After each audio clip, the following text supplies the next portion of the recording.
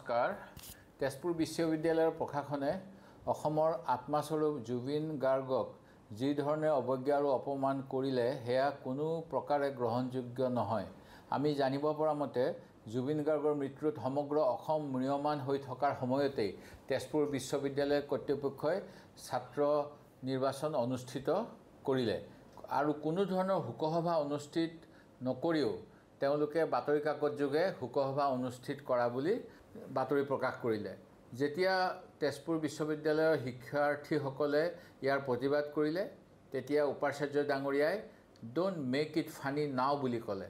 অসমৰ জাতীয় সম্পদ জুবিন গাৰ্গৰ মৃত্যু কেনে ধৰণেৰে ফানি হয় সেই কথা উপাচাৰ্যজনে আমাৰ সকলোকে বুজাই দিব লাগে।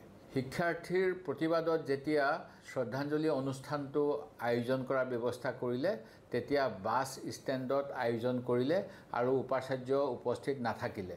উল্লেখনীয় যে অসম চুক্তিৰ সফল পৰিসমাপ্তিৰ পদক্ষেপ হিচাপে স্থাপিত এই বিশ্ববিদ্যালয়খনত আজিৰ তাৰিখলৈকে এটা শ্বহীদ বেদী স্থাপন হোৱা নাই, যদিও বিভিন্ন সময়ত ছাত্ৰসকলে এই দাবী কৰি আহিছে। তেজপুৰ বিশ্ববিদ্যালয়ৰ উপাচাৰ্যই সমগ্ৰ অসমবাসীৰ ওচৰত নতশিৰে ক্ষমা খুজিব লাগে। বহিৰাগত হিচাপে তেখেতে অসমৰ বহুত কথা নাজানিব পাৰে, কিন্তু অসমীয়াৰ আৱেগক অপমান উপহাস কৰাৰ সাহস তেখেতে ক'ত পালে মোৰ প্ৰশ্ন। মই আজি তেজপুৰ বিশ্ববিদ্যালয়ৰ ছাত্ৰ ছাত্ৰীসকলৰ সমৰ্থনত থিয় হৈছোঁ আৰু তেজপুৰ বিশ্ববিদ্যালয়ৰ এনে অসম বিৰোধী কাৰ্যৰ মই ধিক্কাৰ দিছোঁ।